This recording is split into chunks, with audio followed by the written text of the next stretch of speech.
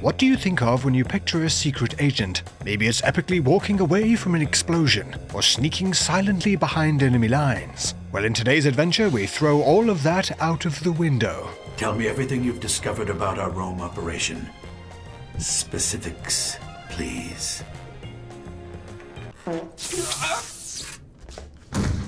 Setting out on a mission through a 2010 espionage RPG that really puts the special in special forces. A thrilling and frequently hilarious story of bombs and betrayal, following a secret agent that seems hell-bent on sabotaging himself, not knowing what kind of bonkers situation he will create next. What is your business here, Canadian? Christmas trees. Today, my friends, I bring to you something truly special, embarking on a mission into Alpha Protocol. Agent, this message will self-destruct in 25 seconds. Why? We have just intercepted intel on Mitch Mannix providing uncensored and ad-free versions of his videos on his Patreon. Not just that, but patrons also get behind-the-scenes and extra videos, along with their name in the videos. It's so much value, it's criminal. He's putting the link in the description of his videos, Agent. Oh my god. Okay, but what does that have to do with national security? Well, that's a good question. You see, our adventure begins with a bang, seeing an airliner taking off, with it not being in the air long, before it's obliterated by a missile, causing chaos along with a burning question of who could be responsible. News will have more on this story as it develops.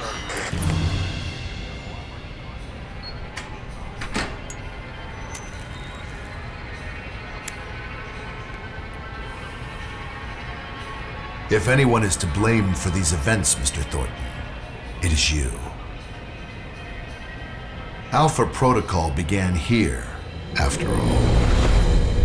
It's here we meet our protagonist, Michael Thornton, getting up mind in a fog, but answers will come after picking up a nearby PDA in the form of an unfamiliar face. Good, you're awake. I wasn't sure how long you'd be under. Those tranquilizers wore off fast. Unless I'm still drugged, I don't think we've met. Mina.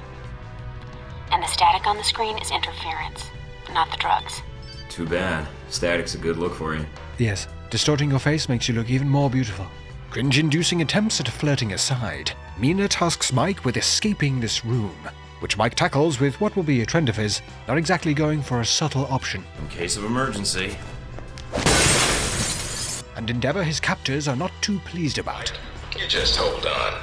I'm sending some guards to tuck you back in. Okay, it's your time, Billy. Is my hair okay? I got the moves. The rifle? No. Here I come! Shutting down the alarm, Mike sets to work escaping to freedom, while trying to remain out of sight, putting his stealth skills to use. Beating down the wandering guards, Mike stumbles into a room, where the reason for his incarceration is revealed. The hell's going on? Why did you drug me? We need to get the location of this facility confidential, especially if you got kidnapped and questioned. You mean like now? Real friendly welcome to a new recruit. We're not in the business of making friends. Judging from your dossier, neither are you. Let me guess. You're not done hazing me yet. It's here we meet Yancey Westridge, who reveals that Mike is currently being put through his paces as a new recruit of a secret Black Ops agency, Alpha Protocol, with both his drugging as well as the guards he put down being part of his training, with the latter being particularly savage when you think about it. How was your day at work, sweetie? Westridge, pleased with Mike's progress so far, informs him of the additional upcoming tests, while getting a bit too excited about the mission ahead. They'll be running you through the basics of weapons, gadgets, and espionage tactics. When you're cleared on the basics, come find me for your assignment. I won't lie to you, Mike. It's a big... Leaving Mike deep in thought. Big ass screen. Now able to freely wander the facility, Mike tracks down the rest of his team and begins running through the rest of his training, beginning with, ironically enough, intelligence training with Alan Parker, with Mike making a good first impression, if that impression was of course a total tit. Intelligence analyst, huh? Find any yet? Excuse me? Intelligence, I mean. Humor. Fine. That joke killed at graduation. Attempting to smooth things over somewhat with an even more stupid line. You know, I actually thought you were the janitor when I arrived. That would either be an insult or an excellent deduction. I'm guessing the former. Mike runs the course and moves on to the next, Tactical Ops, with Sean Darcy, who, although jovial, already harbors some resentment, amazingly before Michael has even opened his mouth. So you've been with Alpha Protocol for a while? Sure have. Although you seem to have gotten my next assignment. No hard feelings, I hope. Are you kidding? Alright, that should be the last of the setup on my end. But enough chit-chat. We got a lot of work ahead of us. Well, you do. I'm mostly here as an observer. I'll be doing your evaluation, too. What's that out there? A used car lot? A target range for you. For me, more like a shooting gallery. Head out the door there and we'll get started. Alright then. Running the course, dispatching some more of the facility's poor staff, Mike scrapes through the training with Darcy, giving him another chance to impress. You know, that performance wasn't half bad. Almost as good as my record. How about we up the stakes? Take this to the big leagues. Maybe some other time, Darcy. I just want to get out of here and get my assignment. You're lost then. I thought you might be scared. I mean, I don't really blame you. It's a big world out there. Full of risks. Yeah, right, Darcy. Big talk coming from the class observer. I'm so scared. I'd rather face real opposition and real bullets than stay here. If you say so, Mikey. Moving on to his final training session, Mike encounters a familiar, well, face at least. Hello? Anybody shooting in here? Agent Thornton.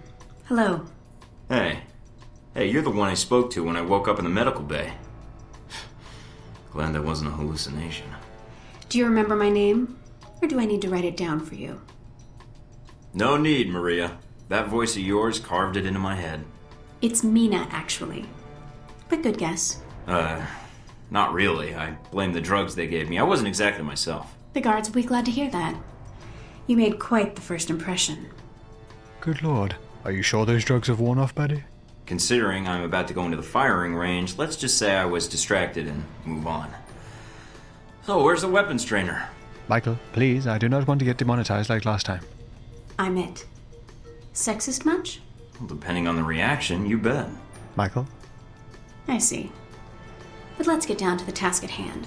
Blasting through the weapons training, while scuttling about like some sort of special operations crab, Mina provides some pearls of wisdom. Accuracy's terrible while firing blind.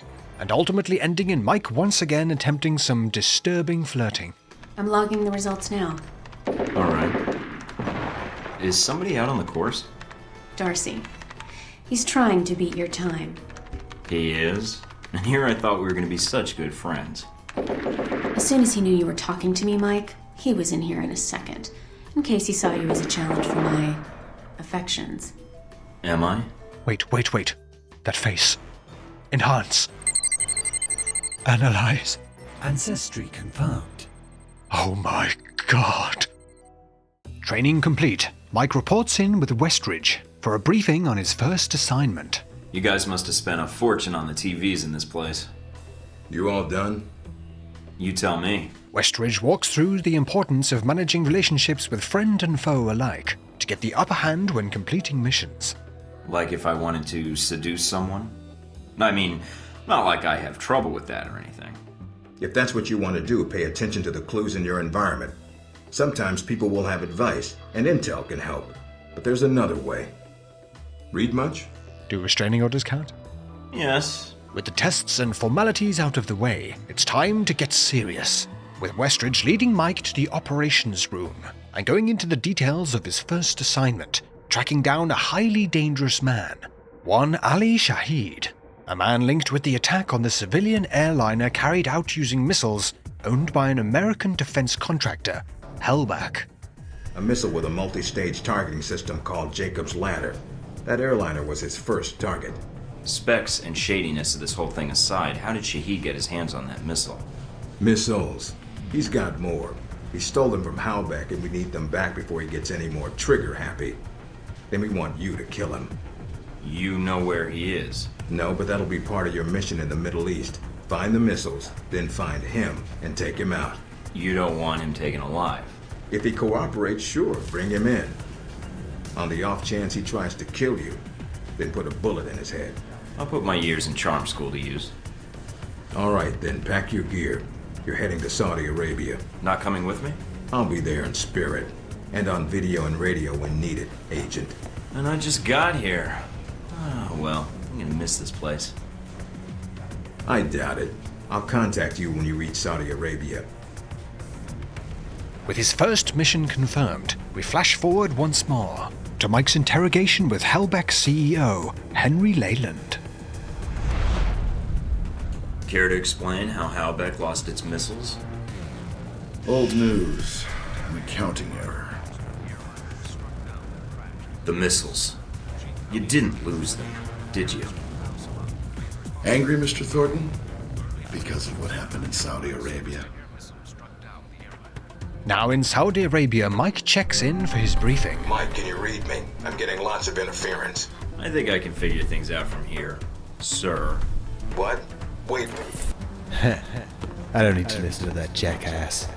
Thinks he can tell me what to do. I have no idea what I'm doing. Luckily able to get a heads up from his handler Mina. Can you tell me anything about my mission here in Saudi? Probably nothing Westridge hasn't explained already. The two discuss the mission ahead, along with Mike's new employer, Alpha Protocol. I just wish we'd gotten the intel quicker. Still, with Alpha Protocol, what I don't understand is why the United States would want to keep this operation secret. Don't they want Shahid captured? I think it's the missiles that are the problem. Hellbeck's a substantial government contractor. The fact the missiles were involved complicates things. And with that, the stage is set, as Mike heads to Shahid's nearby airfield to obtain his flight logs and track the man down, as well as the US-owned missiles before they can be used again, and hopefully snub out this threat to national security, while I'm sure leaving a pile of pissed off and or confused bodies in his wake. Starting the mission, Mike puts on a show, expertly sneaking into the compound, silently dispatching his enemies, and flawlessly navigating the compound, picking clean every morsel of intel and data he can find. Mike then wakes up from his nap while on the helicopter into the mission and gets to work. I dropped my gun. Buildings. Somehow managing to make his way deeper into the airfield. Planting the bug, Mike heads out and back to his safe house to report in with Mina, who is a little concerned around Mike's wild infiltration strategy. Mike, you made it back from the airfield. I was worried that once you were spotted... You need to have a little faith in me. I suppose. Mike, while taking some time to admire the subtlety of his Saudi safe house, is interrupted when a reported spike in network activity points to a weapon stockpile most likely belonging to Ali Shahid. So Mike touches base with Darcy, who is the handler for this next mission. Sounds like you're gonna be my handler when I infiltrate the Al-Samad camp. Yeah, I got stuck hand-holding you. Hope that's not a problem. Nothing's wrong, just making sure we're good. Look, orientation's one thing, a mission's another. People think I have an attitude, but it doesn't keep me from doing my job. I admit, I'd rather be on the mission. But you're the one Westridge picked, so let's get this done. The harsh desert weather is on Mike's side this time, creating short bursts of opportunity to sneak further into the compound amongst the dust clouds, with this mission going rather well, a fact that Mike's face is seemingly not processed, wandering around with his mouth wide open, making me wonder what Michael might be stockpiling in his underwear. Reaching the lower levels of the compound, the missiles are nowhere to be found, but after a bit of digging, Mike uncovers some intel tracking them to the black market arms dealer Oman bin Nazri, and as time is of the essence, sets out immediately to pin him down and get some answers. Careful, Mike. Don't play games with these guys. If I can get in without a firefight, that makes getting to Nazri that much easier. American. Nazri said nothing about an American. Canadian, actually, but I won't hold that against you. What is your business here, Canadian? Christmas trees. Come on, you know what I'm here for. I call Nazri. Check on you. Go ahead. It's not gonna check out, Mike. No shit. You need to take him out before he gets to the radio. Smashing his way through the enemy forces, armed now with upgraded incendiary grenades that now also make the target's balls explode. Mike puts his training to use against the armed guards. Well, at least most of them, as one or two apparently couldn't give a fuck. With stealth completely out of the window, yet somehow Mike still being able to progress, he does however get a little bit overexcited with all the weapons just strewn about the place.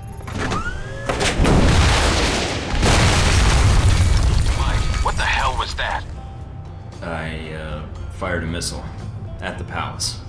Why? 'Cause I'm a badass. Whoa, my camel is on fire! Wandering around in the chaos that he has created, Mike closes in on his target, the arms dealer. You do this? Why? I am businessman, not attack anyone. Look, not... enough already. Tell me where the Halbeck missiles are, or I add you to the body count.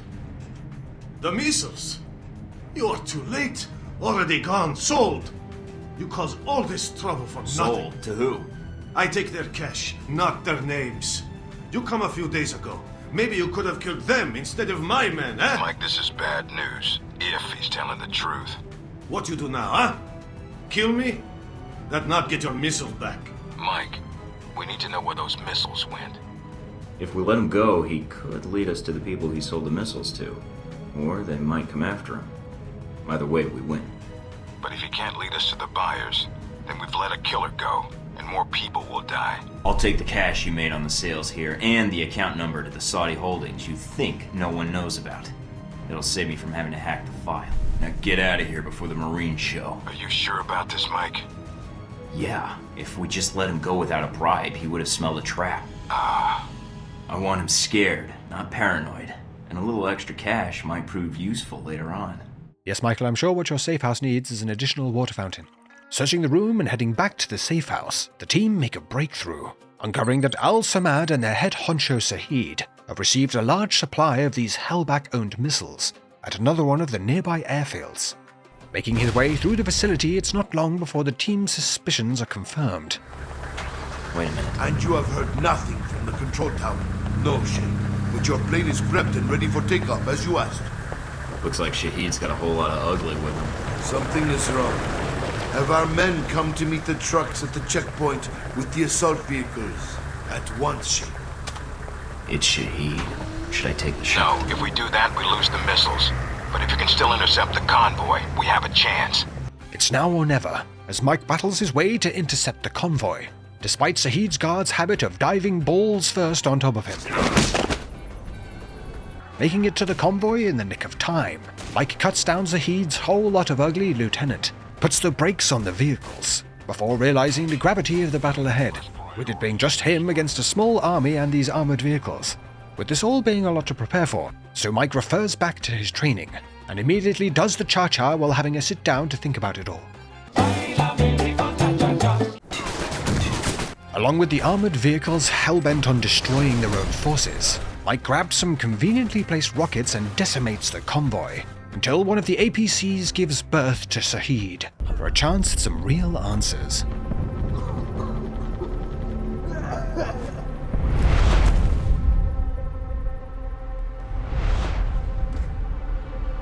So, you thought the death of one terrorist leader would somehow fix the world? No, I thought that's what you were hoping. That killing Shahid would fix your problem. Oh, it did. And I thank you, but...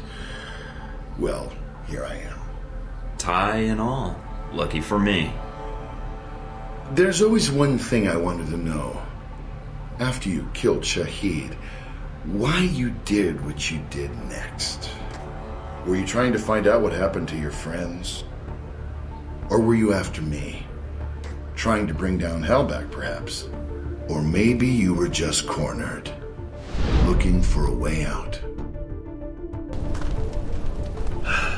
After your extortion of Nasri, I was expecting a more mercenary welcome. Have you come to kill me as you killed my followers? Sorry we had to meet like this. I tried calling your office. Now facing down the man himself, Zahid makes some claims that turns everything upside down. Your country sleeps at Halbeck's feet like a dog, hungry for its weapons. Save the preaching. I'm here for the missiles you stole. The missiles I stole? They shipped them to me, then brand me a thief? Shipped them to you? I'm not looking to shoot you in the head right now. If you have something you think I should know, I'm listening. So you may use it against me in your courts? I think not. I'm serious. If Halbeck's engaged in weapon trafficking, they're going to court along with you.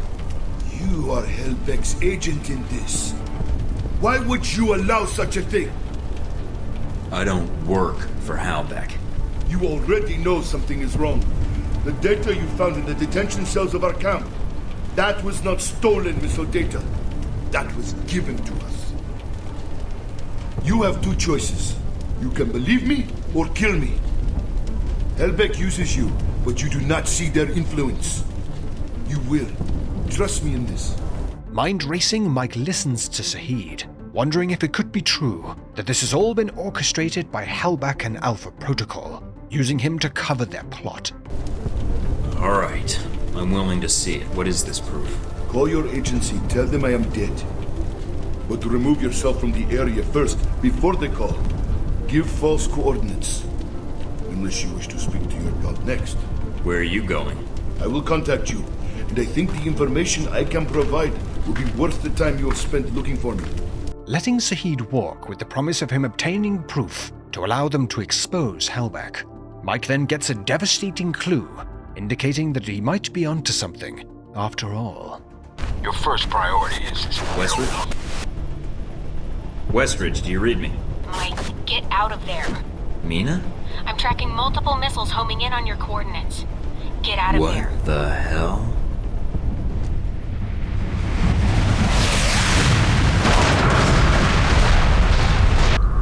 Mike, can you hear me? Yeah. In stereo. Mina? Mike, you need to get up and get out of there. I'll need a little more sweet talk first. You're in danger.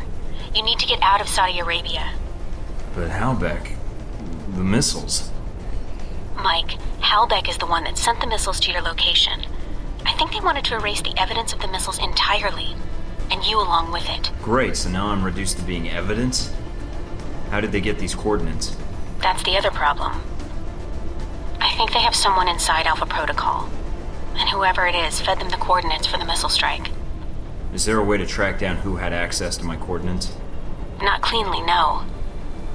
But it had to be one of your handlers in Saudi Arabia. Well, that's a short list. I'd like it to be shorter. Any other facts you can give me? If I knew more, I'd share. No one knows I'm talking to you right now. We'll figure this out. For now, I need a way out of Saudi Arabia with the information I got from Shaheed. Already on it, Mike. Thanks, Mina. And thanks for saving my ass. It's my job, but you're welcome. Besides, if you died out in the field, it'd look bad on my resume. Fine. So I need to get back to base. Can you get any choppers out here? Mike, you can't come back. What? You're rogue. I checked the feeds.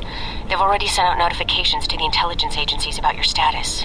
If they find you, they'll give you up to the government. If they don't kill you first. Wait, what about Alpha Protocol? That's what the agency is for. To allow agents to carry out ops like this. It's to allow the government to deny ops like this. So that if they're exposed, they can say they had no involvement. Mike, you're on your own.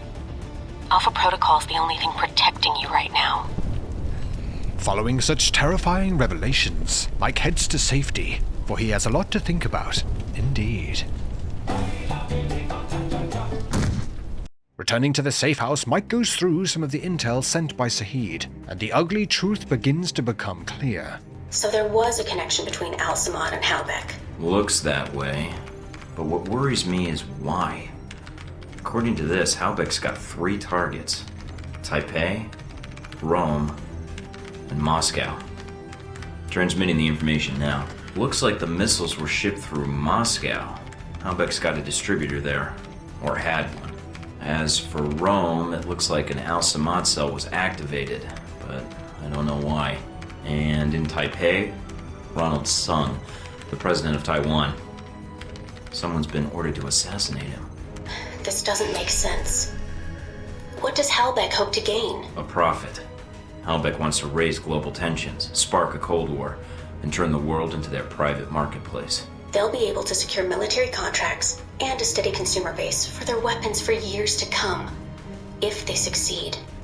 Would be nice if I could actually tell someone. I mean, besides you. No one will listen, Mike. Not only are you rogue, but Helbeck's gotten inside Alpha Protocol somehow. If you're caught... I know. They used you. But we can use Alpha Protocol. There's so many levels of secrecy to it. Not even the staff know all the resources the program has. Like? Safe houses, weapons. If you're going after these targets, you'll need a base of operations in each city. I can dig up some spots that aren't listed in any records. Well, I can't go back to the agency empty-handed. And doing some traveling and espionage is why I took this job in the first place. As for the women, well, I've already met you. I can strike that one off the list. Charming. Besides, it'll be fun. If you say so. So Mike, with the help of Mina, set their crosshairs on putting a stop to Helbeck's plans in Moscow, Taiwan, and Italy. Also, I don't like that they used me to do their dirty work, sending me to kill Shahid and get their merchandise back. No way am I letting them get away with that. Judging from the data, Mike, it may be a good thing. If Helbeck's trying to cause a Cold War... They've made a mistake. They're going to cause a real one. Ah yes, as we know, Cold Wars were made up by the writers on 24. The first destination is Moscow, to follow a lead of a Russian mafia underboss having ties to Helbeck. You wouldn't believe the day I've had. I think I've got you beat. You ever been a pushy woman in the heart of Arabia?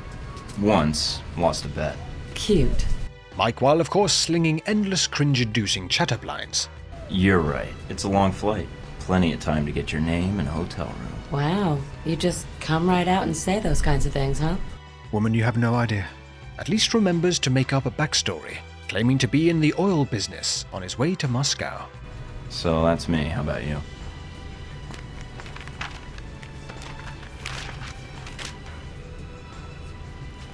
Those your legs? Other page. Cover story by Scarlet Lake. I heard she's on this flight. Photojournalism, isn't that a bit dangerous, Scarlet? If there's no risk, it's not important. You may be onto something. Taking Scarlet's card in case we happen to want to discuss the goings-on in Moscow, Mike decides to take a nap. Of course, after taking one more shot at getting in Scarlet's pants. Yeah, but strip off that tough exterior. Mike, your persistence is bordering on dense. Bingo. Yeah, and I should, Landing in Moscow, Mike is pleasantly surprised with the safe house Mina was able to track down. Nice digs. I see where all that Black Ops funding really goes now. Invoking Alpha Protocol does have its upside. Jealous. Of you freezing your butt off in Moscow? Not so much. Well, as long as you're not taking a vacation on a beach in the Southern Hemisphere. I'm afraid that's classified, Agent Thornton. And they discuss their next move to put a stop to Helbeck's plans. Moscow holds a number of opportunities. A CIA informer Grigori, a train station known to be receiving a shipment of Helbeck missiles, and a boat belonging to a lieutenant of the Russian Mafia, with that being our next target, to uncover the link the Mafia has with Helbeck and their international plot. Accessing the boat goes smoothly. However, we encounter some delays in the form of Michael getting a little bit distracted, in addition to his real-life handler also becoming temporarily incapacitated by the sheer insanity on display.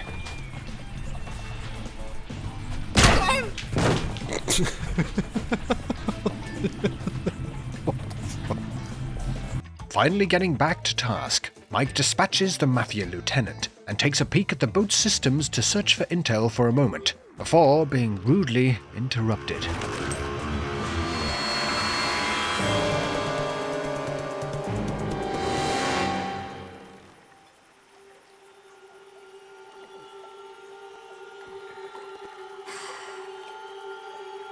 Lazo has been terminated. Move out. This mysterious squad falls back, possibly to allow for an epic showdown, or quite possibly due to them all forgetting to load their weapons before springing their ambush. Mike and Miss My Chemical Warfare do battle, with her strangely remaining silent, as Mike contemplates her fate. This silent treatment of yours is starting to hurt my feelings.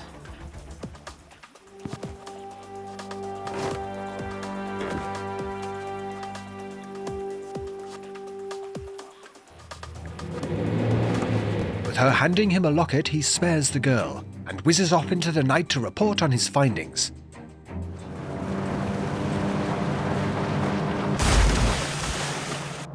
Reaching the safe house, the identity of the other team on the boat is revealed, when Mike receives an unexpected call. Great. You guys again. And I take it you're the leader? I ran into a little friend of yours tonight, hanging out with your G22 buddies. She's quite the little firecracker, although she doesn't talk much. Well, except with those pistols of hers. That would be my bodyguard, sis. And I know you spared her life. That's why I'm calling. Is she actually your sister? Because the age difference... Well, I'd hate to see your mother. Sis has no parents. So I'd appreciate your silence on the matter, Agent. So should I ask what G22 is doing in Moscow? You guys sure seem to get around. It's a rather long answer, Mike. One I'd like to discuss more, if you'd be up for it. Is your bodyguard invited? If so, I'll need body armor. I'm afraid it's required she be present. We're not supposed to be apart. It's how G22 operates in the field. But like you, I tend to bend the rules for the sake of the greater good. I'll leave the choice up to you, but I can't wait long. Still on high alert for a trap, Mike heads to the meeting location.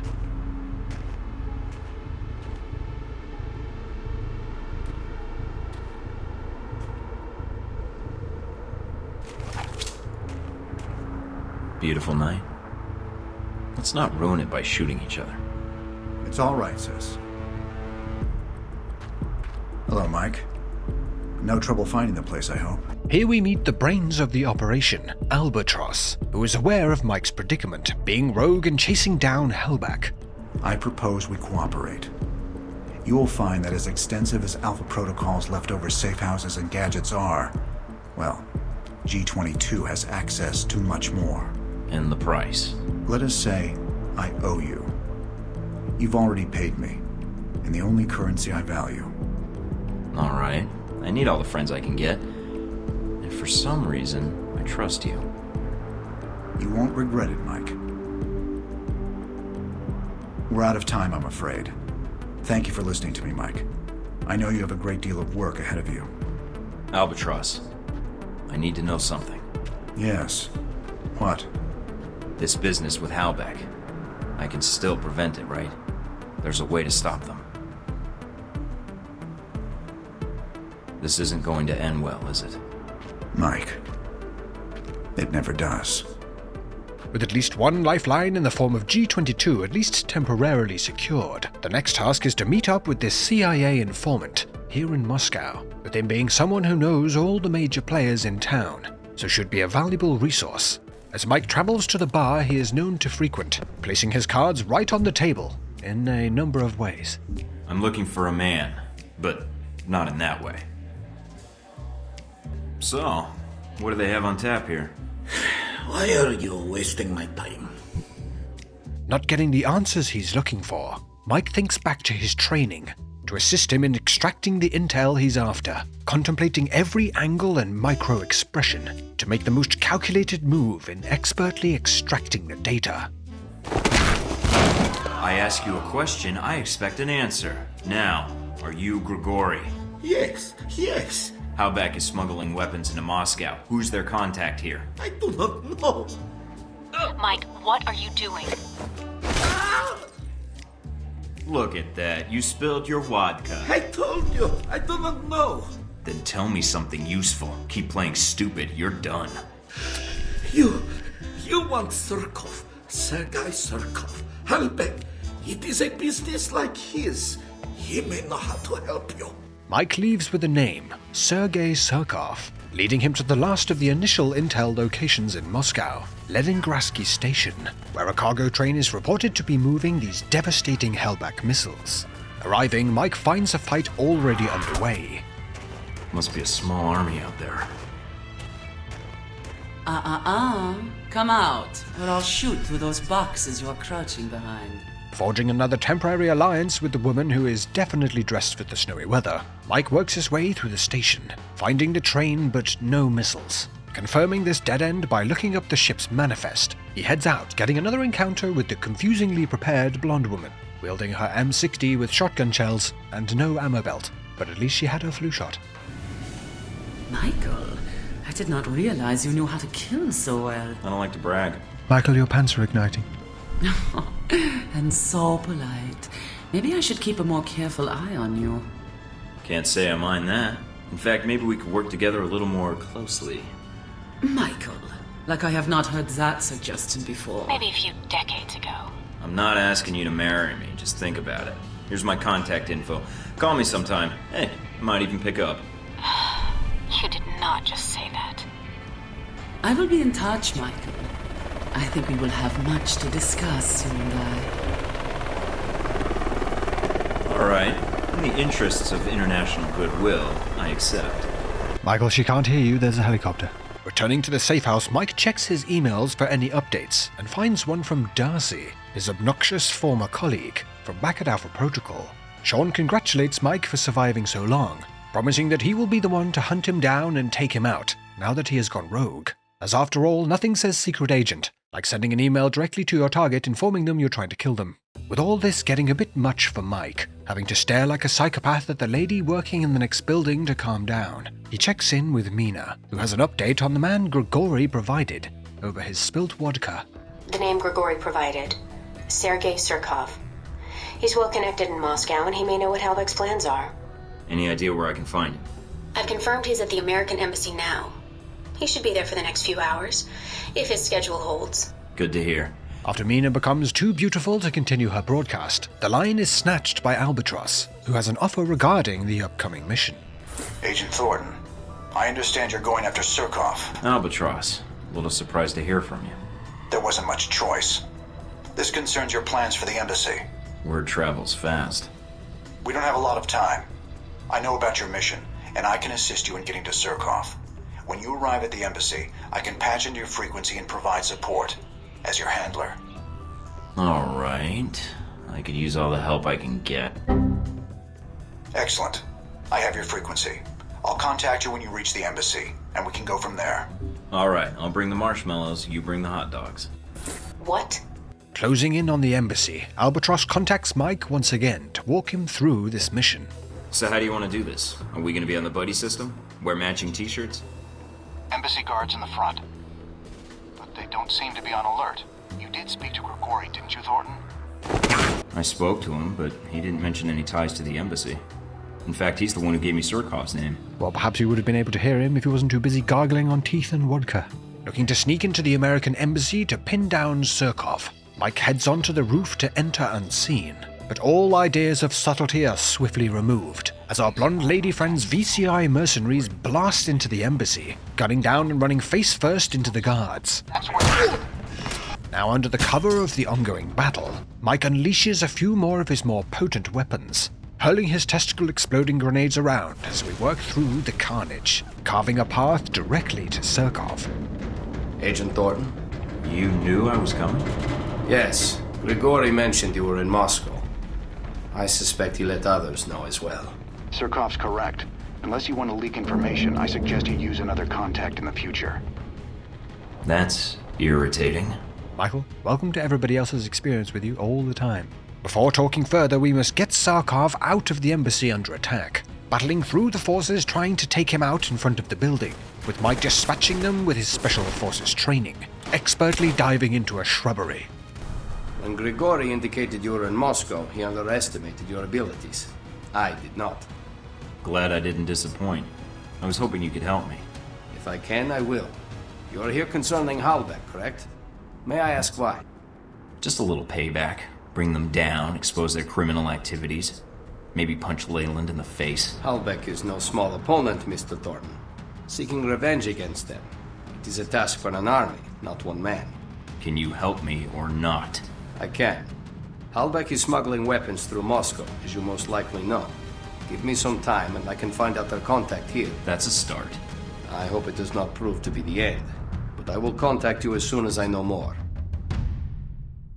After getting some rest, Mike sets out to meet once again with Surkov and his strange mouth. Mr. Thornton, I'm glad you were able to make it. I have the information you requested. Glad to hear it, Mr. Surkov. Sergei, please. With that outfit you're wearing, I almost didn't see you come in. Mr. Thornton. Michael. As I said, I was able to track down the information you requested. After reading your dossier, however, I had a proposal for you. A proposal? I'm touched, but I'm a committed bachelor. And I am already married. No, what I am proposing is a business arrangement. with Sarkov now on side after assisting with his escape of the embassy. With him being someone who used to work with Hellback, he reveals a contact in the form of a former colleague, still working with them and surely involved with Hellback's plot to destabilize the world. Unfortunately, they've found a new partner here in Moscow, a Konstantin Brayko. Brayko? I don't think I've heard of him. If he's an arms dealer, I'm surprised he didn't show up on the radar when I arrived. He merely has the illusions of becoming one, which makes him more dangerous. He was once a protege of mine. You wouldn't know it to look at him. Why? Does he smile more? Or just dress better? Not particularly.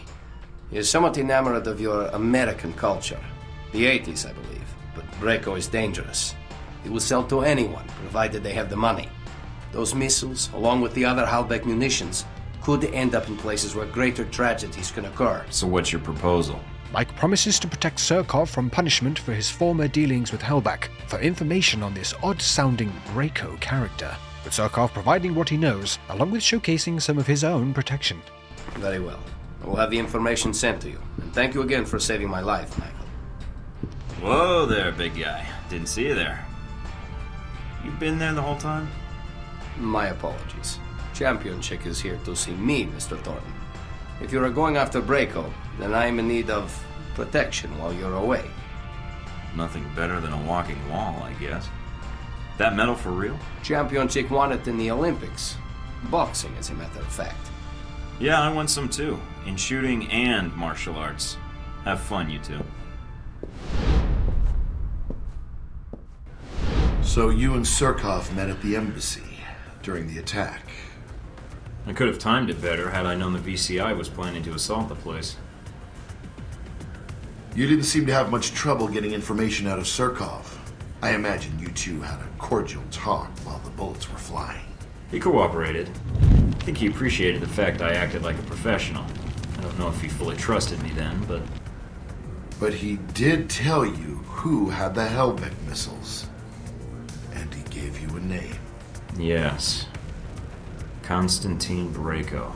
Ah, Brayko. What is it about the younger generation? At least Surkov was a businessman. They pretend to obey the law. But Konstantin, now there's a story I'd like to hear. Up-and-coming Russian mobster meets rogue American agent. What could the two of you possibly talk about? How video killed the radio star. With his next mission confirmed, Mike checks up on his emails to find out if anyone else has been kind enough to inform him of the desire to murder him, only to find one from Mina detailing on how a new recruit crapped his pants during training, with of course Mike having to send a just as ridiculous reply. Mike, setting his sights on the Mafia member Konstantin Brayko's mansion, is unfortunately not able to bring Surkov's medal-winning bruiser, but luckily does have some backup for this one. It doesn't sound like he's alone. What, he's entertaining guests? No. I think he's murdering someone. Now with even more on the line, Mike makes his way through the mansion estate, breaking out Albatross, who has somehow got himself caught, and cornering the man of the hour, the oddball Mafia member, Brayko, who makes quite the entrance indeed. Where did you come from? Where the fuck are my guards? I told your guards to go home and go to bed. That jacket was so bright they couldn't sleep. What the f did you say? Oh, so you can't hear me over your jacket either. No wonder it was so easy to sneak in here. You came for a fight, you got one, buddy. Brayko is a handful indeed, supercharging himself with some of the devil's dandruff, and beating the crap out of our rogue agent. A strong showing indeed, even if he doesn't exactly have the best memory. Come out, wherever you are. Ali action free, whatever the f that means. Supercharged or not, Mike finally gets the upper hand, beating down Brayko. The jacket. Messed up my jacket. Got all this blood on it. With that color scheme, how can you tell? Why the f did you come here? Did I kill someone you know? Shoot your dog? Your girl? I was just stopping by, saw the lights on, figured I'd see who was home. And no, you didn't shoot my girl or my dog. Then, what is all this shit? That's exactly what I asked when I saw the decor in here. Tell me everything you know about Halbech. The company? Well, what about them? You don't even know what I'm talking about, do you? This whole operation hasn't added up since the beginning. Operation? What the Do you know who arranged the Halbeck munitions to be shipped into Moscow? Surkov, what? Damn it. What? Surkov sent you here? He named you as Halbeck's smuggling contact. Why did you take their shipments and cut Surkov out of the loop? Me? That. Surkov is the one who was doing the deal. And he kept it from me. He betrayed me. Looks like I may need to pay Surkov a visit and chat with him. Look, this place, that sound system, gifts to you. That shit in my vault, that's only 1 vault I got. I can set you up for life. If I let you live, you mean? Yeah, the big if, huh? I wouldn't ask except you didn't come here to kill me. Oh, I didn't? What, is this a therapy session now? Heh! My therapy is chemical, not boring questions and answers about moms and sisters and shit. Alright, hand over the cash and I never see you again. Mina has some good news for Mike, now knowing that Surkov lied to set up Braco. She has managed to pin down a company she suspects Surkov of using for his shady business, Monotech. But Mike, when you go to Molotech, watch yourself, okay? Surkov, he's... I'll be careful. I promise I won't blow up anything or shoot anyone unless I have to. With Mike apparently turning over a new leaf, he takes a moment to think on the mission ahead. While basking in the lights of his new sound system, he totally didn't just extort from the Mafia. Turning to task, breaking into Monotech proves to be an easy task, cornering Surkov, and granting both Mike and a certain 80s-loving Mafia member a shot at some payback. Mr. Thornton, just when I think you can't irritate me anymore. I thought Braco would be a sufficient distraction, but it seems I underestimated you. So what are you here for? To kill me? I'd love to talk more about this, Surkov, but you didn't just underestimate me. You underestimated Constantine as well. What? What? What? Is that your last word, Sergey? Constantine. Thornton did not kill you. Oh, this Mike here, he's a big talker. He talk about this, I talk about that, and we talk about you, old man, you know. Now I think my knife starts talking to you. And we have ourselves a nice chat. Champion chick! Your bodyguard is busy winning gold medal and dying. I gave him 6-4 on the dismount, but he did not stick the landing. But you can talk to him soon. Goodbye, Surkov. No, no! Please don't! Mina, those Halbeck records should be en route soon. With the Hellback plot up in flames in Moscow, Mike and Mina head next to Rome to uncover more of the firm's insidious plans. Getting situated? Nice place. I kinda hope this operation lasts a while. I could get used to this. Alright, what do we got? From the information Shahid gave us, it's not clear what the link is between Halbeck and Al-Samad in Rome. But it does list the local Al-Samad cell leader, a Jibril al-Bara. But... Sounds like there's a snag. You could say that. A government-sized one. Let's just take it one step at a time then. What's the problem? There's a CIA listening post here in Rome, and it's pretty well staffed. They're definitely running a search on you. Huh. And Al-Samad, it looks like. What's their chance of tracking us down? I don't know. You could try to stay below the radar, but that doesn't really seem to be your strong suit. What about Halbeck? What's their tie here? There's nothing about it in Shahid's records. So I did a check of Halbeck employees and ex-employees in Rome. One recent arrival came to the top that I think is worth looking into. Conrad Marburg. Conrad Marburg? Must have been teased out of elementary school. You two should have lots to talk about then. Just because my name sounds like the son of a Norse thunder god doesn't mean I had any problems in school, Mina Tang. Whatever you say, Mike. And for the record, I love my name. Breaking in and listening in on the listening post, the pair uncovers someone named Madison, who could help them get closer to this Hellback employee, Conrad Marburg, who has recently arrived in Rome. But from skimming her dossier, she looks like a new employee. Got a picture? Calling it up now. She's pretty. Recognize her?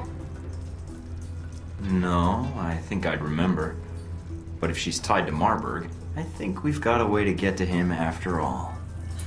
Arranging a meeting with this Madison to the side for now, Mike makes his way to the National Security Hub disguised as a gelato shop. That is the security hub, not Michael, although that would be hilariously impressive. Michael showing up disguised as a gelato shop, as we are treated to another one of his ridiculous performances. I think I just got salmonella by looking at this place. Gotta keep the public from dropping in for a cone. Good point. I'd say their cover is working beautifully. Okay. You'll need to come up with a good reason to be here. Looks like they're scheduled for server maintenance and security upgrades this month. That might get you in. I think I can smooth talk my way past them. Oh, God. Let's see if anybody's home.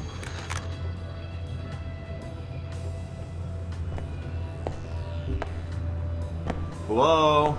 Anybody back there? I'd like to purchase some of your somewhat suspicious-looking gelato.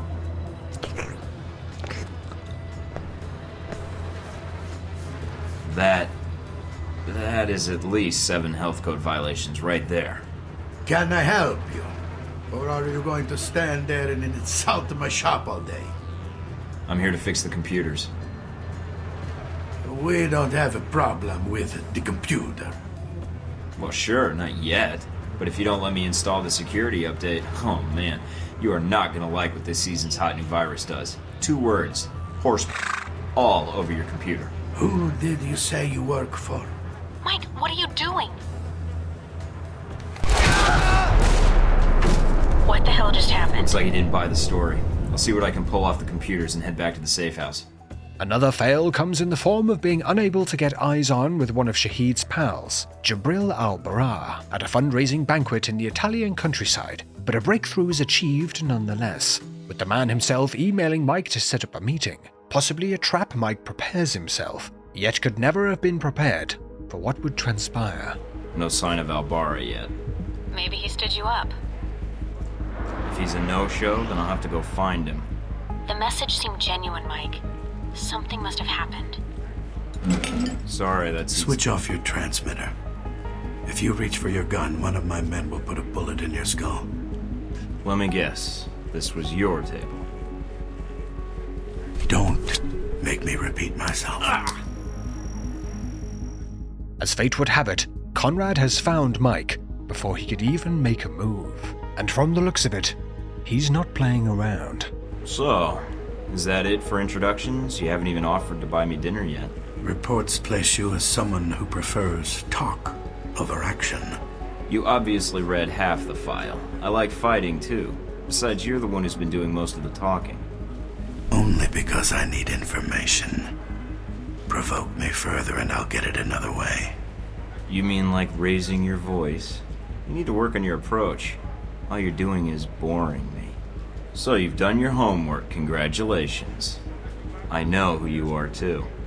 You're Leyland's right-hand man, his lackey, toady, henchman. Chief of Security, as of a year ago. In less than a day's time, you have already managed to cause me considerable inconvenience. Now, tell me what you're doing here. Look, old man, you can talk big all you want, but at the end of the day, you're a corporate drone collecting a paycheck. You answer to a cardboard cutout half your age with the fashion sense of a screaming child. He spends thousands on his fucking hair. I may be on the run, but I'm a lot better off than you, some monkey in a suit who can't even talk and click his pen at the same time. What I don't understand, though, is why we're talking at all, unless keeping me alive is important for some reason. I have orders, and I am a cautious person. So, yes, this is a social call. A warning. You have proven yourself capable, but pursuing this course of action will not serve you any longer. Go underground, hide, but stay out of our way. Or else what? Or people you care about will start to die. We know you've been in contact with one of your fellow agents. That contact will die if you persist, and then we will kill you. Wars are often fought on psychological fronts, but not this one. Leave Rome. If we see each other again, it will be the last time. He mentioned you being something of a smartass, not taking things seriously. But Mr. Marburg was not always the best judge of character. Nor does he instill much loyalty in employees. Speaking of which, this woman entered the picture not long after your meeting with Marburg. She was in our office in Rome. Madison, I believe. Yes. I always wondered, did you ever regret getting her into this? It wasn't my choice. Oh, Mike. In the end, it was. Returning to the safe house, Mina reports that Madison is about to act, leading to Mike having no choice but to intercept her, while of course not forgetting to be a dick. I think he's involved in something illegal. So I checked it out, and your name came up several times in our database. Marburg must be jealous of my good looks. Okay, seriously, dude, calm down. The douchometer is broken. Madison understandably has worries about exposing the actions of her employer, the acid-tongued Marburg we have just had the pleasure of meeting, but Michael reassures her of her safety. I think I was a little more worried about you. And I appreciate it. I'll do whatever I can to protect you. Madison supplies Mike with the location of Marburg's villa and the names of the files he will need to uncover for more information, with Michael doing the right thing and giving Madison access to his safe house to, well, keep her safe, while Mike heads right into the belly of the beast. Narcissist much? Thornton, my apologies for relieving you of your weapons. It's okay. I'll get them back. Of course. So, I have an aggressive schedule over the next few days. Let's get to the point. Tell me everything you've discovered about our Rome operation. Specifics, please.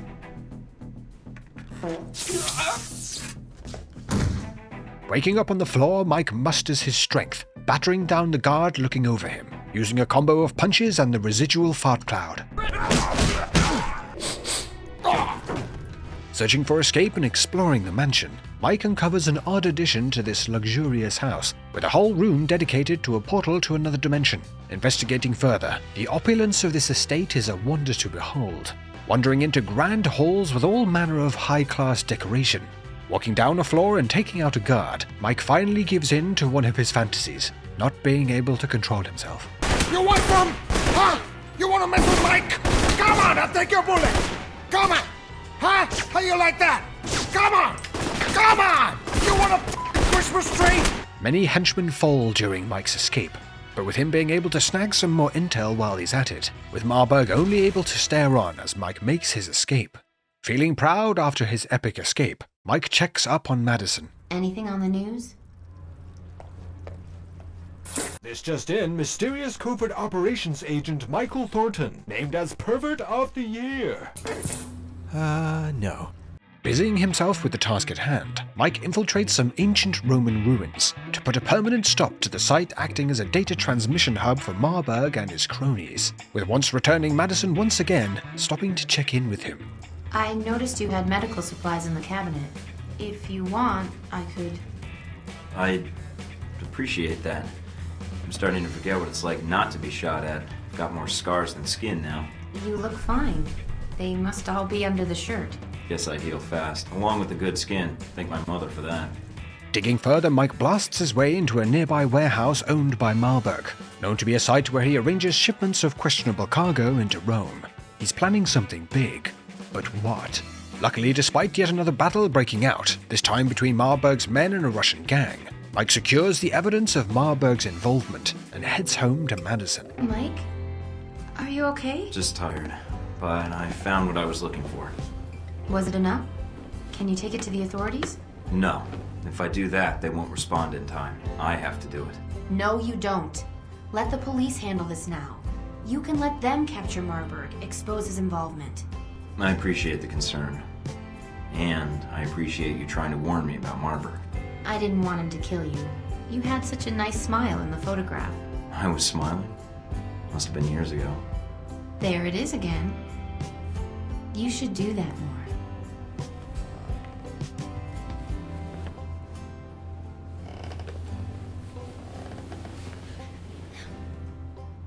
After getting his rocks off, Mike uncovers something that shockingly points to what Marburg could be planning during his post-nut conversation with Madison, around why the man used such an out-of-the-way warehouse filled with art and exhibits to store his explosives. He actually hired me because I'd done part-time work at a museum in Rome. Marburg hired you because you used to work at a museum? Yeah, the Museum of Art in Rome. I think they have an exhibit on the Crusades showcased there now. What's wrong? Some of the pieces in that warehouse. I'm certain they were from that museum. He's going to bomb the museum. But why? I have no idea, but that's his target. Arriving at the museum, Mina contacts Mike to report that Marburg's men have infiltrated the safe house and kidnapped Madison, making Mike's mission to stop the bombing all the more dicey. Blasting through the museum, Mike is stopped in his tracks by a familiar voice. We have Madison.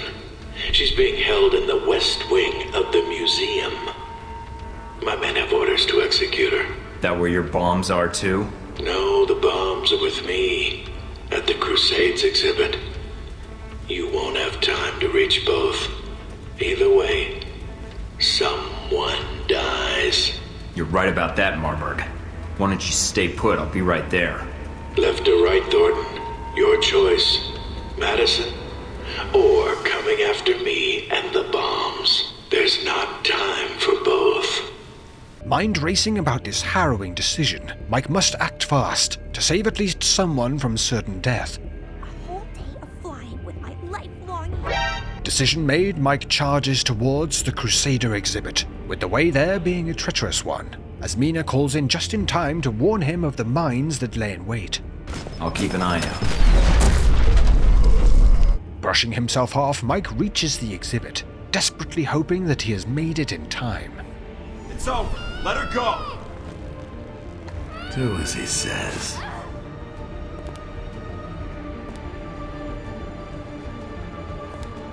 Deus Vult.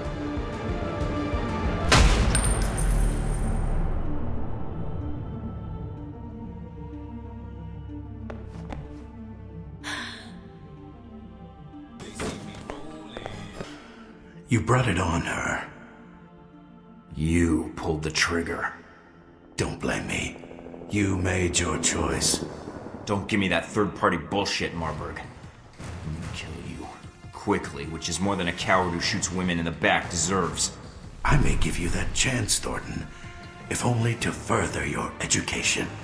Delivering some swift justice by beating the crap out of a senior citizen, Marburg slips through our fingers, making an escape. So you chose Rome. I underestimated you. And so did Mr. Marburg, apparently. He said you had feelings for this woman. I couldn't let the bombing happen. I hope you don't blame me for her death. Marburg wanted you to save her. Not out of any emotional tie, mind you. For him, it was business. I can't expect you to keep up with every news report. I have an entire division devoted to it, plus my ace in the hole. The bombing was intended to reorganize terrorist legislation in the European Union. So what? How does that benefit you? The reorganization was to benefit Helbeck. Surveillance, airport screening tech, weapons. Mr. Marburg's little crusade in Rome was to remind Europe what fear is. So you killed Madison for profit? No, Mike, you did. You brought her into this mess. You had her take you to Marburg despite the risks, and then you failed to protect her. Blame me all you want, but step back and think about it. You must have thought about it. When it was all over, you were the big hero. Saved all of Rome. When things were quiet, no one shooting at you, no bombs. What did you think about then? Operator? Hello? Mind swirling over the fallout of his last mission, Mike does not have time to lament for long. I'm sorry, sir, that coupon has expired. As the final Hellback plot is yet another race against time. The people you care about will start to die. As he heads to Taipei to attempt to thwart the assassination of the Taiwanese president, Ronald Sung, as the threat of cataclysmic global warfare gets ever closer.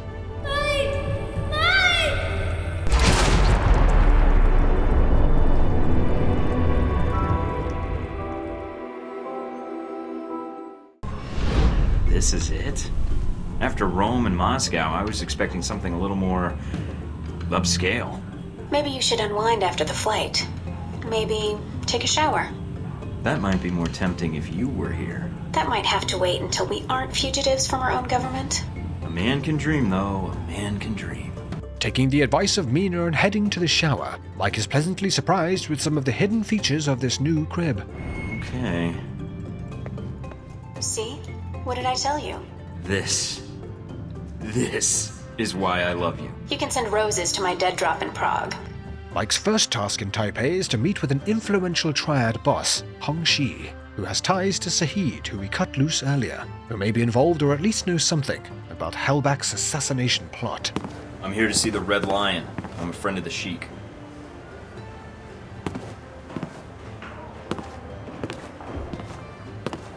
Hong Shi, I presume?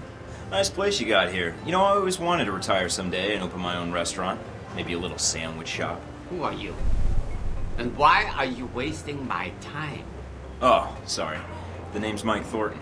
A friend told me you might know what's going on in Taipei. Something about the assassination of a certain political figure.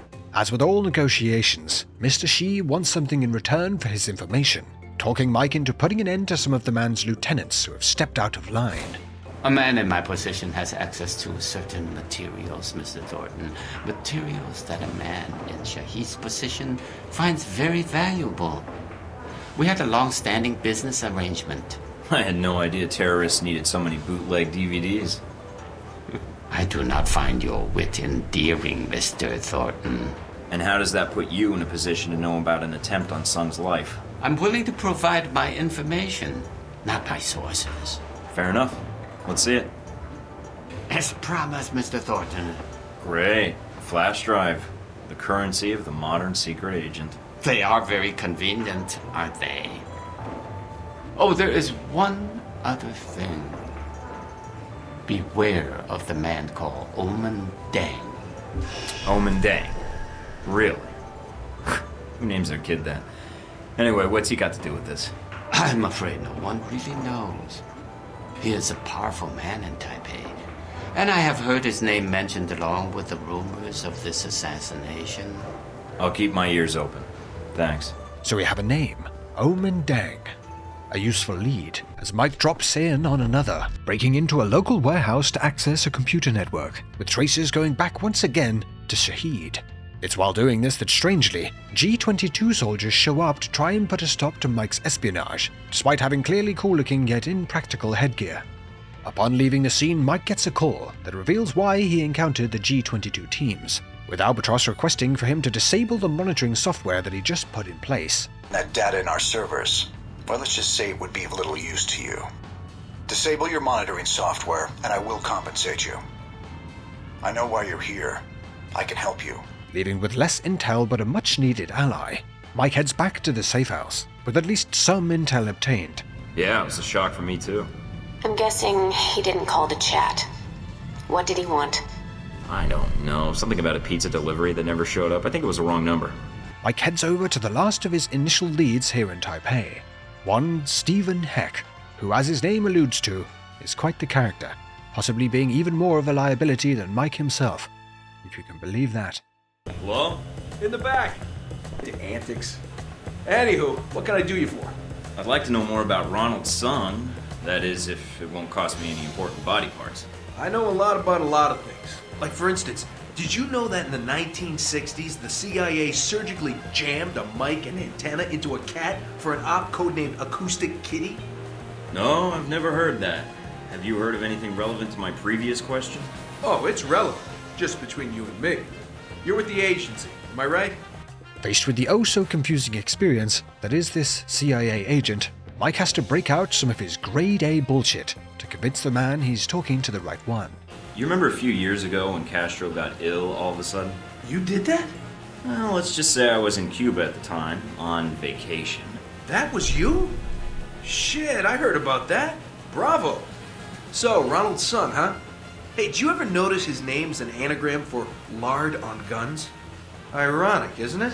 A painful exchange of information plays out, as Heck reveals information around a diplomatic conference due to be hosted at the Grand Hotel. A perfect place to potentially get some real breakthroughs on how to put a stop to this assassination attempt, with Mike wasting no time putting together a team for this job, including talking to a new friend. So, you're lonely? I suppose I should be flattered, right? That's not the reason I called, but if you want to be flattered, go ahead. I don't have a lot of friends here in Taipei, and certainly not ones with press credentials who can move freely. Can you help me? What did you have in mind? Mike, I know you like this woman, but please, for the love of God, fix your face. Remember, people, protecting Ronald Sung is priority 1 here. We need this information. Do what you have to. Damn, I knew I should have brought my cigar clippers. Steven, you're with me. Okay, everybody knows the score? Then let's move out. Remember, people, this is our one chance to get this intel. Let's do it right. Room service.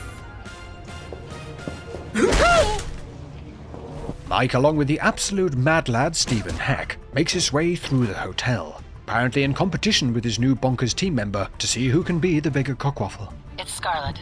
I've got something for you. Is it a pony?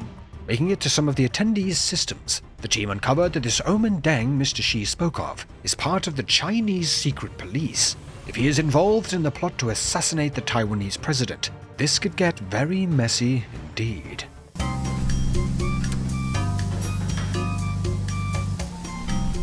Banking what they were able to extract, Mike heads back to the safe house to prepare to hit a local subway station, a location believed to be the site of an exchange of data relating to the assassination. I can't talk long. Just wanted to let you know I'm going to be hitting the Xingmei subway station later tonight. Might get messy. So Operation Turbo Panther is finally a go, huh? That's great. Operation what? Oh yeah, I name all the operations that go down in Taipei, even if they aren't mine. Operation Latex Turtle, Operation Angry Bees, Operation... Ow! Yeah, that was a good one. Reluctantly, with the aid of Heck once more, Mike descends on the subway station. I'm not seeing anything. Are you sure we've got the right place? Everything we have points to here and now, Mike. Hold on. I've got a signal. It's on the move, about 500 meters west of your current position. What the hell's it doing over there? They must have moved the drop. Mina? Portable radio channel. Very useful. Points for considering camouflage, Agent Thornton. But try something that blends in with the civilians more than the surroundings. How do you know who I am? You've made quite the impression in the intelligence community with your past exploits. Perhaps you don't hide quite as well as you think. You must be Omen Dang. Nice cape. You really wanted to be a superhero when you were a kid, huh? Do you often use humor to disarm your opponents? I try. So you're not gonna start laughing so hard you drop your gun, are you? I have things to take care of. Tasks I cannot allow you to interrupt. There is a maintenance door over there. Go inside. This is gonna end with me showing someone on the doll where you touched me, isn't it? Move. So, what now? Eventually your body will be found and will spark a police investigation. That is attention I would prefer not to draw. You'll be staying put right here. Not one to stay locked up or take orders at all, honestly. Mike sneaks and blasts his way through the sewers, taking advantage of yet again some clearly visually impaired henchmen. Battling through the subway, Mike spots the man sent to deliver the data package and storms after him, right up to the end of the line. I may die, but so will you. Think you can dodge a train? Damn, no time to turn back. Mike finally dodging something that wasn't a lawsuit, epically diving to safety. A lot of work for a little flash drive. Mike, are you alright? Yeah, that was a closer call than I'd like. This data better be worth it. Now with some key data, Mike and Mina get to work decrypting it. I'm patching you into my system so you can see what I'm seeing. Careful, Mike. Dang doesn't strike me as a guy who leaves mission-critical data on an unsecured drive. Any luck yet? Just bits and pieces. I'm seeing file headers for something about the assassination attempt, and there's something here about riots at Sung's rally. Are the two related? Does the Pope shit in the woods? I really hope not. Sorry, mixed metaphor. Anyways, they have to be related. Maybe the riots are to cover his escape. That's risking a lot of people's lives for an escape plan. Dang doesn't strike me as the worried about collateral damage type. Damn it. What is it? Must have missed a security protocol. It's formatting the disk. I can't shut it down. How much have you decrypted?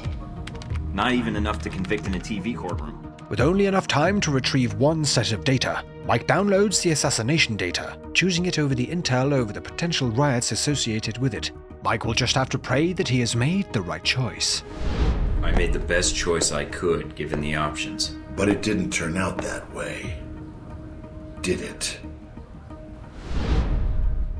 Armed now with some more solid evidence of the plot, and even its location during an upcoming speech, Mike visits President Sung to warn him over this ever-growing threat to his life. Walking him through the intel he has uncovered, Mike is unfortunately unable to convince President Sung to cancel his upcoming speech, or even bump up his security detail to secure his safety. If I have security silence dissenters in the crowd, I look like a petty dictator. I am sorry, but without hard evidence, I will not send that message to my people. So we reach 0 hour, with the president's life as well as the whole political stability of Taiwan on the line, as Mike heads in to intercept, reveling in his ability to sneak past the visually impaired guards. Mike begins to feel like a true super spy after all. Huh, these guys are so blind.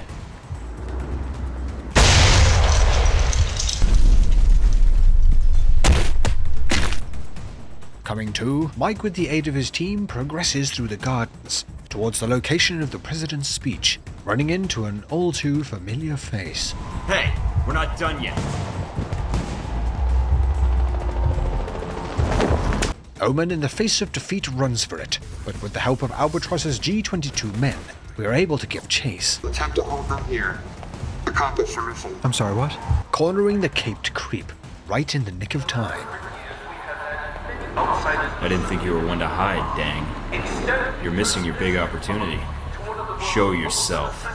No, it ends here. Beating the Omen Dong off of Omen Dang, there is only one last move to make to shut down this plot for good. Finish it. Okay. Mike, what happened? Dang is dead. Talk to me, Mike. What's happening down there? Damn it, I don't see anybody. You remember that Omen Dang guy I just shot in the face? Looks like he had an accomplice. I tried to warn him. I sent him everything I had on the assassination attempt. Mike, emergency frequencies are reporting riots breaking out. And they're getting ugly. Additional security forces are en route. And you don't think they'll believe the guy holding a smoking gun when he says he didn't do it? Somehow I doubt it. Back in the safe house, Mike stands in disbelief at this situation. However, watching the news break the story, he learns that following his visit, the president had been convinced enough to wear a bulletproof vest during his speech, saving his life. The assassination attempt had failed. That's all you cared about then? Destabilizing Taipei? You should pay more attention to global politics, Agent Thornton. If Taipei pushes for independence, the People's Republic will prepare for war. If China prepares for war, so does the US. And we rename egg rolls freedom rolls. Something like that. Returning to his safe space, Mike has an unexpected visitor. Is it odd, seeing me in person? I could ask the same thing. I came here because we're out of time. Taipei, Rome, Moscow. As far as the agency is concerned, they've been resolved to Halbeck's satisfaction. Perhaps not ideally, but Halbeck's projections are optimistic. So they don't even know they're starting a war. Not yet. First they'll delete Alpha Protocol and erase everything associated with it. And that means you. Hey, they haven't done a great job so far, so don't worry about me. I am worried about you. I can't shut it off. For them, it's a lot more simple. If Alpha Protocol is erased, then you're erased. Whatever life you had will be gone. You'll be rogue forever. Until someone finds you, kills you. And I can't let that happen to you. I can't let that happen to you either, Mina. You've been there for me since the beginning. And it sounds like Alpha Protocol isn't choosing who survives. That means you're in danger too. Am I right? Yes. Mina, we're going to get through this. Mike. I mean it. Well, despite whether he means it or not, Mike will now have to prepare himself, as after all they have been through, It all comes down to this. On the brink of a world war, the time has come for Mike and his team to put an end to this once and for all, or die trying, making a visit to all of the allies and those that owe him a favor to arm himself with everything he possibly can when taking on the most important and deadly mission of them all. With only one choice left to make, who to bring as the handler for this final hurrah, and considering the story began with the utmost chaos, it's only fitting that we end with it.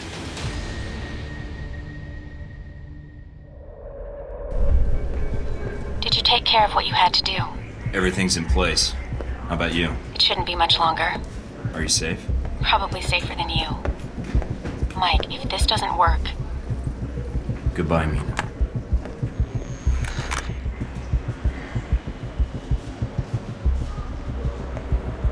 Mind if I sit here?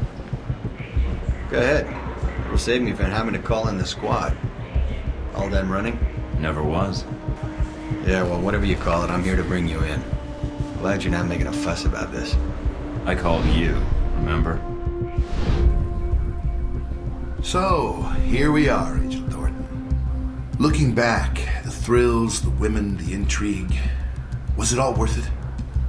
Or did your expectations not match the reality? You'll have to excuse me, but I asked for this next part to be recorded for posterity. I wanted to make sure it's captured perfectly. Do you know what I like most about our relationship, Henry? It's these special moments, you and I, talking about the world. It's really cozy. So when you're asking me if it's all worth it, not yet.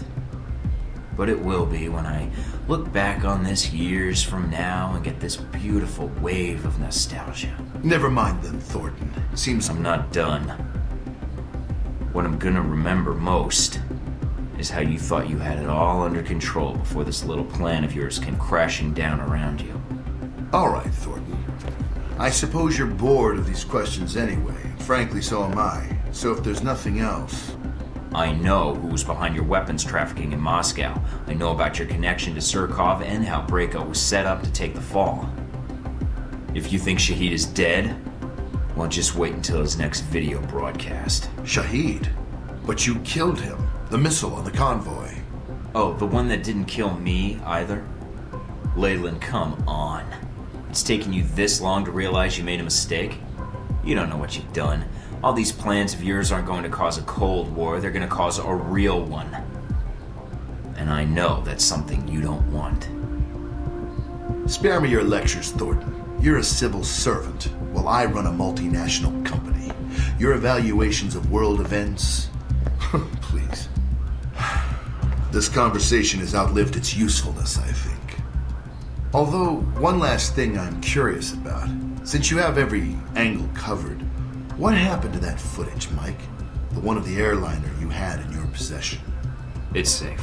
Oh, you mean with Scarlet? What? You mean safe with Scarlet. That's who you gave it to. I didn't say that.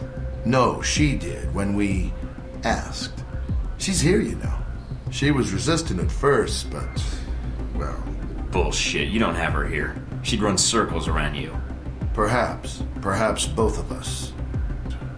Who knows what sorts of secrets she could reveal. But enough about her. You've lost. All your efforts for nothing. You can't stop us.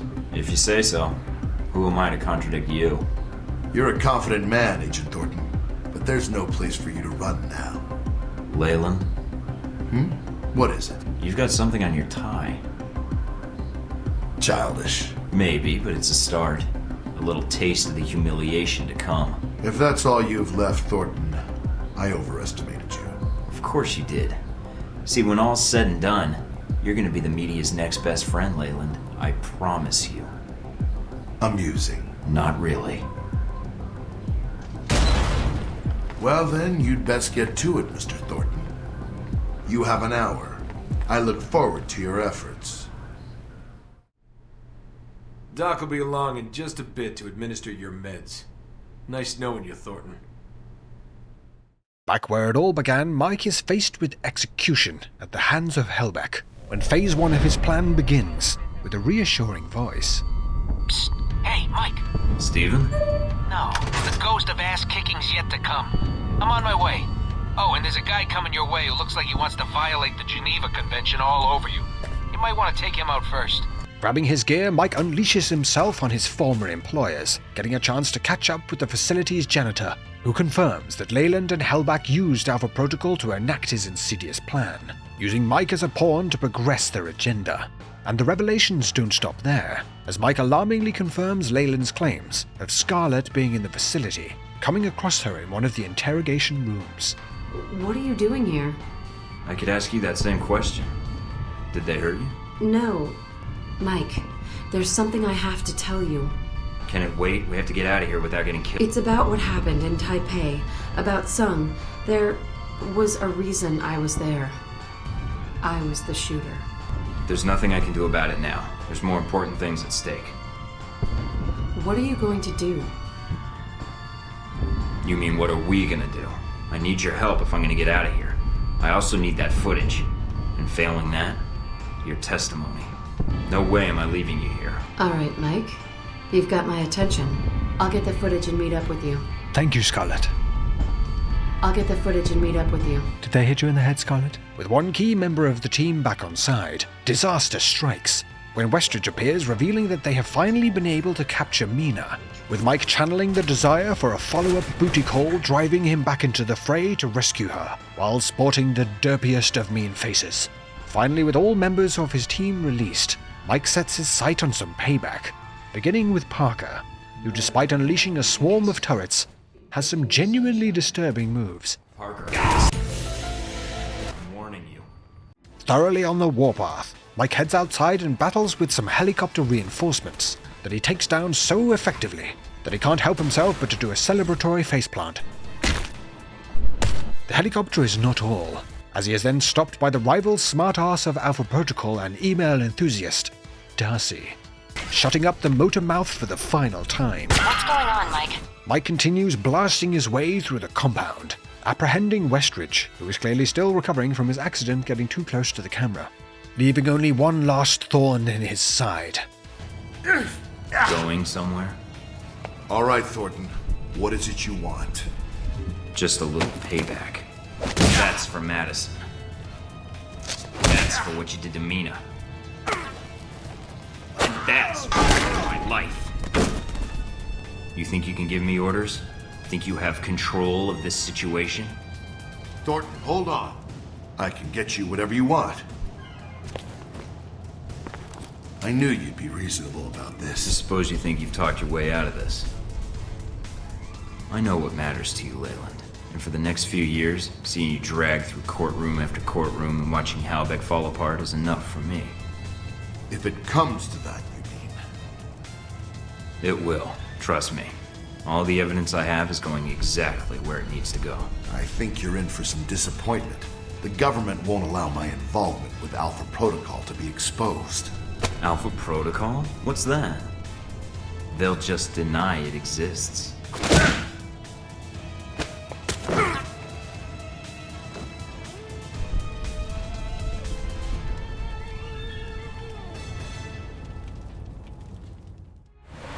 Mission accomplished, Agent? Just Mike, if you please. Let's get out of here. Where to? I have no idea. I don't even know where here is. Surprise me.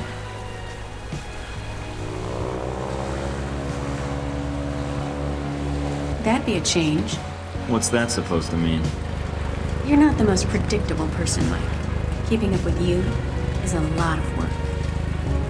Well, we've made it this far. I think we're done with surprises for a while. We'll see. I bet there's one or two more in our future.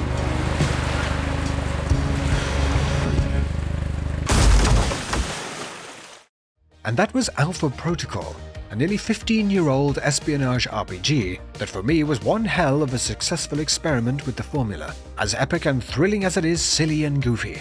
Only time will tell if we ever see developers take another gamble at creating a truly unique feeling RPG experience like this again. One that even all these years later is still an absolute blast, being able to act out a smooth and professional special agent or an absolute tit that just so happens to pull off the impossible. And if you enjoyed this, why not check out the whole playlist of similar bonkers adventures coming up in just a few moments. If you're interested in ad-free and uncut versions of these deep dives, along with a host of other perks while supporting the channel, head to the description to check out the Mitch Mannix Patreon. Please drop the video a like if it was to your liking. And I'll see you on the next one. And oh boy, is that gonna be something.